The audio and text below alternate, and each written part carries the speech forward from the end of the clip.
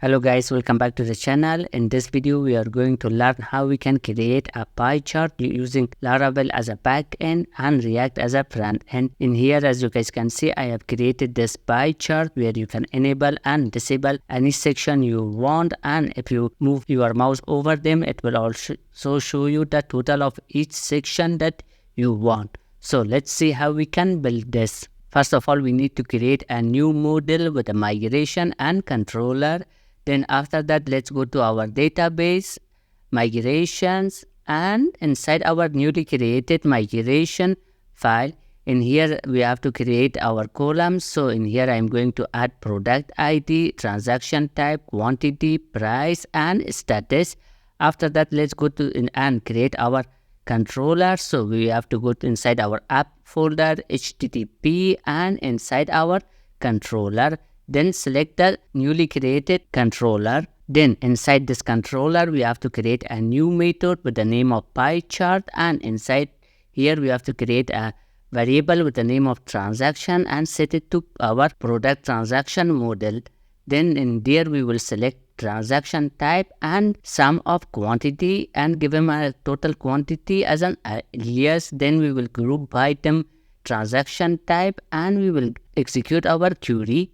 Then we will return our response as a JSON. After that, we have to create a route to access our controller. For that, we have to go inside our routes folder, api.php. In here, we have to create a group route with the prefix of chart. Then inside our group routes, we will create our route with a pie chart URL.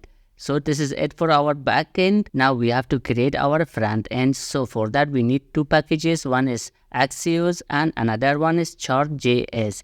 Once it's complete, then we have to create a new component inside our front end React project with the name of PyChart.jsx. Then inside our component, we have to import React use effect, use state from React, Chart, and Axios.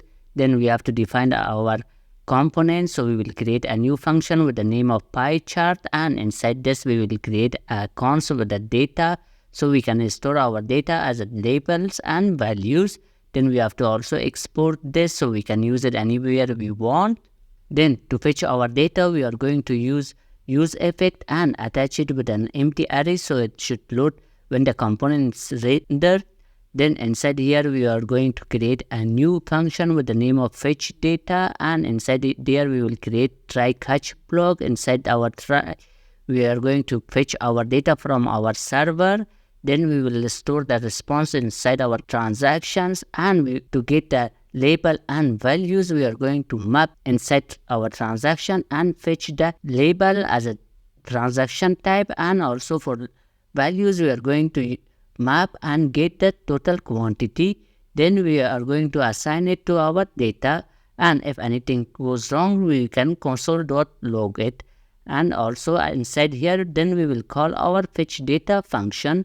After that, we have to create a new use effect and attach it with our data, so whenever our data change, it should get triggered. Then inside here, we are going to create a new cons with the name of ctx and get our canvas element based on the canvas ID, which we are going to create later. Then inside here, we have to create a new instance of our chart and set the type to pie.